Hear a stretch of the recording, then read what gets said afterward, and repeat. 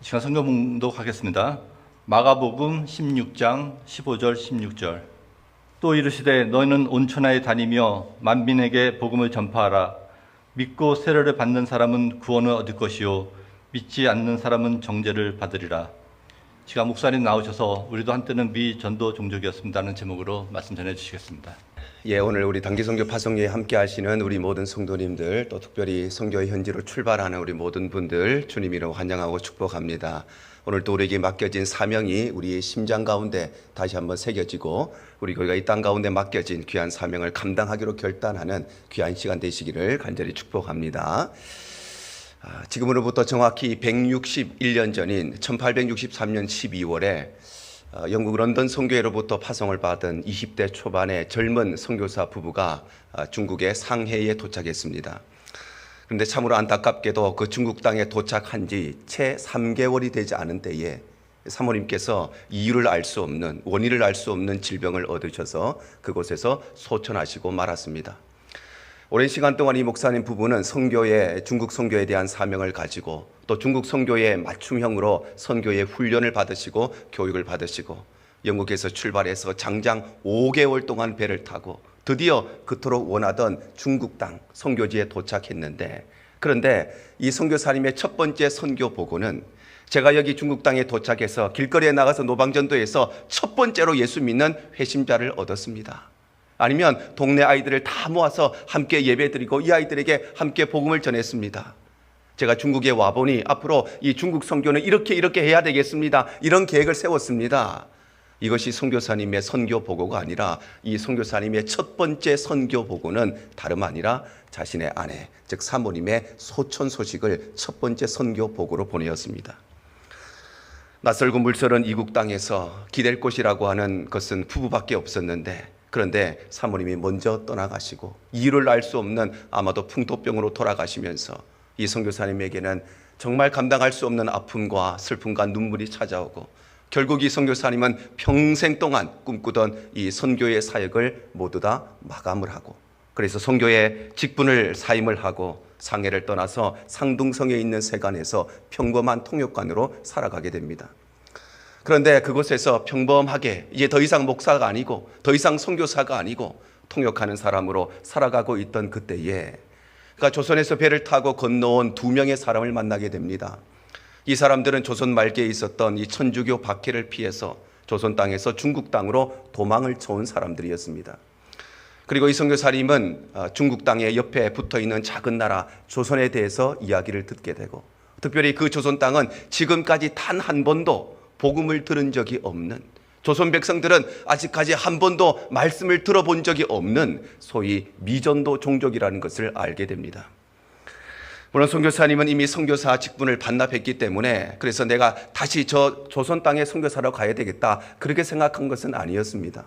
그러나 그 역시도 목사이기 이전에, 그 역시도 선교사이기 이전에 성도였고 그 역시도 신앙인이었기 때문에 내가 직접 조선 땅에 선교하라는 못 가지만 그래도 성경을 보내어서 간접적으로 한국에 복음을 씨앗을 뿌려야 되겠다 이런 결심을 하게 됩니다. 그런데 하나님께서는 그를 가만히 두지 않으시고 그를 다시 강권적으로 이 선교의 자리로 부르십니다. 물론 이 선교사님이 완강하게 거부합니다. 하나님, 저는 선교에 이미 실패한 사람입니다. 저는 더 이상 한국말도 할 줄을 모릅니다. 저는 더 이상 저를 위해서 기도해 줄 사람도 없고 후원해 줄 사람도 아무도 없습니다. 저는 선교사 직분도 반납한 사람입니다.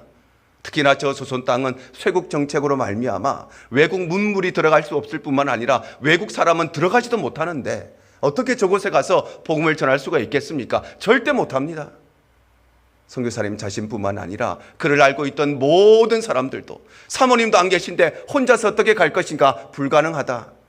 심지어는 그를 파송했던 영국의 런던 선교회조차도 이것을 반대하고 나섰습니다. 그러나 그럼에도 불구하고 하나님께서는 그를 그냥 버려두지 아니하시고 그냥 평범하게 살아가는 사람으로 내려두지 아니하시고 그를 강권적으로 부르시고 결국 선교사님은 하나님의 거부할 수 없는 이 강력한 부르심 앞에 다시 한번 조선 선교사로, 한국 선교사로 그는 결단하게 됩니다. 그래서 1866년 8월 17일에 그는 개신교 선교사로는 처음으로 미지의 땅 조선 땅에 첫 발을 내딛게 됩니다.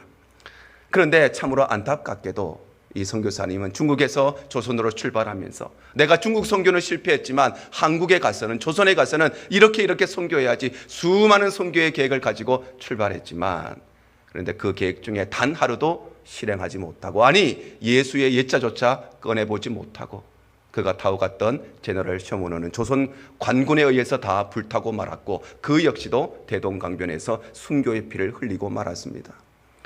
중국 땅에 도착하자마자 그의 아내였던 사모님이 순교하신 것처럼 조선 땅에 도착하자마자 이번에는 선교사님 자신이 순교의 피를 흘리고 말았던 것입니다.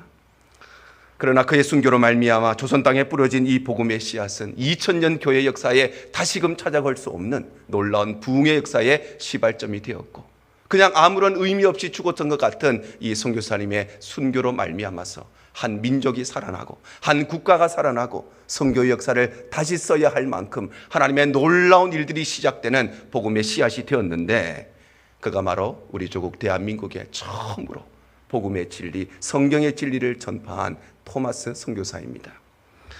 이처럼 토마스 선교사는 한국 땅에 와서 예수의 옛자 한번 외쳐보지 못하고 그는 순교의 피를 흘리고 말았습니다. 그런데 그가 대동강변에서 죽을 때에 그 일에 동참했던 박춘곤이라고 하는 사람이 이 토마스 선교사의 시신을 옮기면서 그의 몸에 있었던 성경책 한 권을 발견하게 됩니다. 그리고 그 성경책을 호기심에 집으로 가져가게 되고, 그 성경을 읽게 되고, 그리고 그 말씀을 통해서 그가 예수를 믿게 되고, 그가 후일 안주교회의 영수가 되는데, 영수는 오늘날로 말하면 장로님과 같은 것입니다. 그리고 그를 통하여서 그의 조카였던 이영태라고 하는 사람의 복음을 듣고 예수를 믿게 되고, 그는 후에 남장록의 선교사였던 레이놀드 선교사의 조사가 되어서 한문 성경을 한글 성경으로 번역하는 일에 매우 중요한 역할을 하게 됩니다. 우리가 매일마다 펴고 있는 이 성경의 배후에는 이 박춘곤과 그 당시에 그를 통해서 복음을 들었던 이영태의 땀과 눈물과 그리고 헌신이 이 성경책 배후에 숨어져 있는 것입니다. 뿐만 아니라 저 멀리에서 토마스 선교사의 죽음을 지켜보았던, 구경하였던 12살짜리 최치랑이라고 하는 소년이 있었는데, 그가 집으로 가는 길에 이 선교사님이 가지고 왔던 성경책 중에 3권을 발견하게 됩니다. 아마도 대동강변에 흘러가던 성경책을 호기심에 주었던 것입니다. 그리고 집으로 가지고 갔는데, 내가 혹시 이 성경책 가지고 있다가 혼이 나면 어떨까 두려운 마음에 그 당시에 영문주사였던, 지금으로 말하면 군수 정도 되는 박영식이라고 하는 사람에게 이것을 신고하게 됩니다. 박영식이 성경책을 받아들고, 야, 어떻게 이런 것을 들고 있느냐, 너 혼날 줄 알아라. 그리고 그 성경책 3권을 자기가 보게 되었는데 종이 질이 너무 좋은 것입니다. 그 당시에 종이가 흔하지 않던 시대였지요. 그런데 중국에서 온 이 책에 이 종이의 재질이 너무 좋아서 버리기가 너무 아까워서 이것을 어디에 쓸까 고민하다가 자신의 방에 벽지로 사용하게 됩니다. 그래서 성경을 1장, 2장 찍어서 자신의 오른쪽 벽에, 왼쪽 벽에, 그리고 천정까지 벽지로 모든 성경으로 벽지를 바르게 됩니다. 그러니 그 다음 날부터 이 박영식은 자신의 방에 들어올 때마다 첫 번째로 보이는 것이 하나님의 말씀입니다. 오른쪽으로 둘러보아도 하나님의 말씀이 붙어 있고, 왼쪽으로 둘러보아도 하나님의 말씀이 붙어 있고, 뒤를 보아도 말씀이 붙어 있고, 자려고 누워도 천정에 하나님의 말씀이 붙어 있는 것입니다. 잠이 오지 않을 때마다 그 말씀을 읽게 되고, 이 박영식이 복음을 받고 예수를 믿게 되고, 그리고 그의 집은 후에 평양의 최초의 교회였던 널다리골 교회가 되게 되는 것입니다. 사랑하는 성도 여러분, 토마스 선교사는 왜 하필이면 그렇게 큰 나라 중국 선교사로 헌신하다가 은둔의 나라 조선 땅에, 어쩌면 죽음을 각오해야 되는 그 땅에 선교사로 왔을까요? 왜 하필이면 토마스 선교사는 한 번도 복음을 전해 듣지 못한, 선교의 기반이 전혀 없었던 미전도 종족이었던 우리 조선 땅에 복음을 전했을까요? 그가 조선 땅에 출발하면서 자신을 파송했던 런던 선교회에 마지막으로 선교 편지를 보냅니다. 이 런던의 선교회도 이 토마스 선교사의 파송을 거절했습니다. 그래서 그는 아무런 후원을 받지 못한 채 조선 땅에 갔는데, 그의 마지막 선교 편지에 이렇게 기록되어 있습니다. 나는 상당한 분량의 책들과 성경을 가지고 조선으로 출발합니다. 런던 선교회가 성경의 교훈을 전하기 위해 미지의 나라로 떠나는 나의 노력을 인정해 주리라 믿습니다. 선교는 결코 중단될 수 없는 하나님의 명령이기에 나는 그 명령에 순종하려 합니다. 사랑하는 성도 여러분, 이 토마스 선교사의 고백과 같이 선교는 결코 중단될 수 없는 하나님의 명령인 줄로 믿습니다. 그래서 선교는 우리에게 결코 변함이 없는, 결코 중단되어서는 안 되는 우리의 사명인 줄로 믿습니다.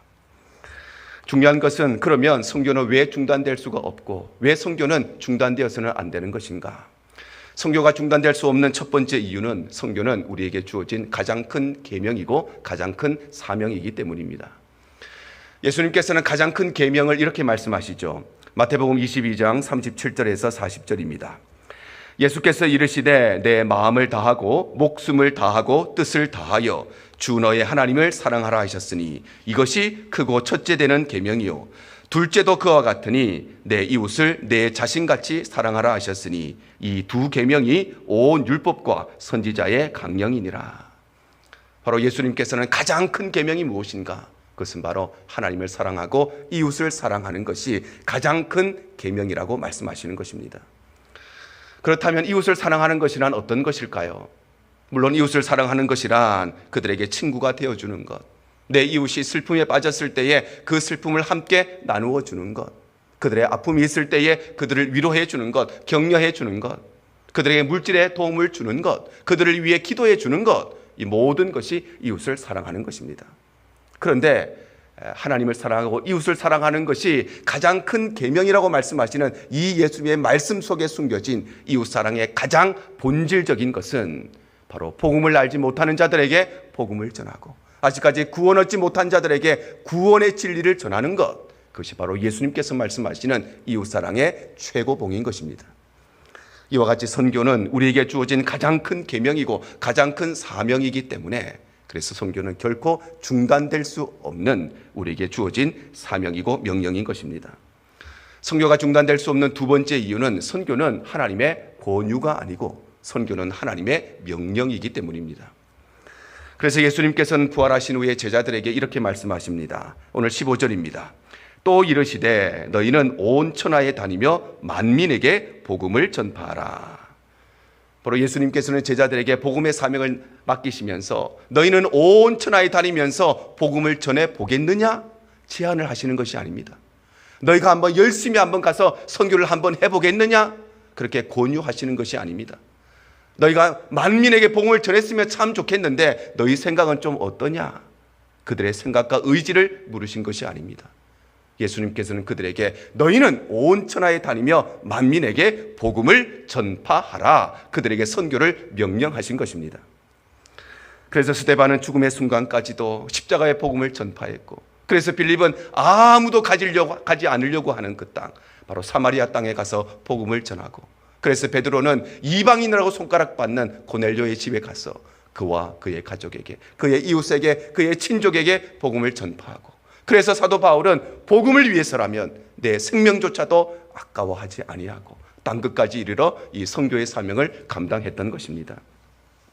이처럼 선교는 해도 되고 안 해도 되는 선택사항이 아니라 돈이 있고 상황이 되고 시간이 되고 형편이 되면 할 수도 있고 형편이 안 되면 안 할 수도 있는 논의할 사항이 아니라, 선교는 해야 되나 말아야 되나 토론할 사항이 아니라 선교는 반드시 해야 되는, 두말할 필요가 없는 우리에게 주어진 명령이기 때문에 그래서 선교는 결코 중단될 수도 없고 중단되어서도 안 되는 것입니다. 세 번째로 선교가 중단될 수 없는 이유는 선교의 주체는 하나님이시기 때문입니다. 그래서 예수님께서는 하늘로 승천하시기 전에 마지막으로 제자들에게 이렇게 말씀하십니다. 사도행전 1장 8절입니다. 오직 성령이 너희에게 임하시며 너희가 권능을 받고 예루살렘과 온 유대와 사마리아와 땅끝까지 이르러 내 증인이 되리라 하시니라. 바로 예수님께서는 너희는 내 증인이 되어라 이렇게 말씀하시지 않습니다. 예수님은 우리에게 내 증인이 되리라 이렇게 말씀하십니다. 이것은 다름 아니라 너희가 내 증인이 되기 위해서 열심히 노력을 해봐라 이런 의미가 아니라 내가 너희로 하여금 내 증인이 되게 하겠다고 말씀하시는 것입니다. 우리 조국 대한민국에 처음으로 복음의 씨앗을 뿌렸던 이 토마스 선교사가 결국 하나님의 부르심 앞에 굴복할 수밖에 없었던 이유가 무엇이었을까요? 그는 선교의 사역에 실패한 사람이었습니다. 선교사 직분도 반납한 사람이었습니다. 한국말도 모르는 사람이었습니다. 한국 땅에 들어갈 수도 없는 상황이었습니다. 기도해 주는 사람도 없었고 물질로 후원해 주는 사람도 아무도 없었습니다. 그런데 그가 어떻게 하나님의 이 강권하심 앞에 굴복할 수밖에 없었는가? 그것은 다름 아니라 선교는 네가 하는 것이 아니라 네가 가진 능력과 네가 가진 시간과 네가 가진 힘과 능력으로 선교하는 것이 아니라 선교는 내가 하는 것이라고 하는 하나님의 음성 앞에 그는 굴복할 수밖에 없었기 때문입니다. 만약 이 토마스 선교사가 나는 아무것도 할 수가 없기 때문에 그리고 주변의 모든 사람들도 가지 말라고 말렸기 때문에 그래서 조선 땅에 그가 발을 딛지 않았다면 지금 우리 대한민국은 어떻게 되었을까요? 역사의 가정은 없지만 어쩌면 이 토마스 선교사가 하나님의 부르심을 거절했다면 우리나라는 우리 민족은 아직까지도 복음을 들어보지 못했던 미전도 종족으로 남아 있었을지도 모릅니다. 그러나 하나님께서는 강권적인 역사로 이 토마스 선교사를 부르시고 강권적인 역사로 그를 사용하셨기 때문에 그래서 지금의 한국교회가 있고 그래서 지금 한국에 성도들이 있고 그래서 저와 여러분도 복음을 듣고 이 자리에 함께 선교의 대열에 서 있는 것입니다. 이와 같이 선교는 사람이 하는 것이 아니라 선교는 하나님께서 하시는 것이기 때문에 그래서 선교는 중단될 수도 없고 중단되어서도 안 되는 것입니다. 이와 같이 선교는 우리에게 주어진 가장 큰 계명이요 가장 큰 사명일 뿐만 아니라 선교는 해도 되고 안 해도 되는 선택사항이 아니라 형편이 되면 할 수도 있고 형편이 안 되면 안 할 수도 없는 선교를 해야 될까 말아야 될까 이번에는 취소할까 말까 논의하고 토론할 사항이 아니라 선교는 우리에게 주어진 반드시 해야 되는 하나님의 명령이기 때문에 그리고 선교는 사람이 하는 것이 아니라 선교는 하나님께서 하는 것이기 때문에 그래서 선교는 중단될 수 없고 중단되어서도 안 되는 것입니다. 그래서 이 위대한 사명을 가슴에 품고 이 하나님의 명령에 순종하여서 선교 현장에서 일하실 하나님의 역사하심을 기대하고 소망하는 마음으로 오늘 26명의 우리 선교 대원들이 선교의 현장으로 파송을 받습니다. 우리 모든 성도들이 우리가 진행되는 이 멕시코 선교와 볼리비아 선교를 위해서 함께 기도하시고 함께 동참하시고 그럴 때에 우리 교회 단기 선교팀이 걸어가는 모든 길들마다 하나님의 복음이 전파되고 이들이 밟는 모든 땅들마다 하나님의 나라로 확장되어지고 이들이 만나는 모든 사람들을 통해서 하나님의 구원의 역사를 경험하고 보고 목도하게 될 줄로 믿습니다. 우리 교회의 사명은 하나님을 예배하고 예수의 제자 되어 하나님 나라를 확장하는 성령의 공동체가 되는 것이 우리 교회의 사명이고 목표입니다. 우리가 평상시에 하나님을 예배하는 일에 말씀으로 훈련받고 예수의 제자 되는 일에 열심을 했다면 여름 시즌이 되고 방학 시즌이 되고 휴가 시즌이 되면 이것을 통해서 결국 우리에게 주어진 마지막 사명 이 땅 가운데 복음을 전파하고 하나님 나라를 확장하는 이 놀라운 일에 함께 우리가 섬기고 동역하는 것입니다.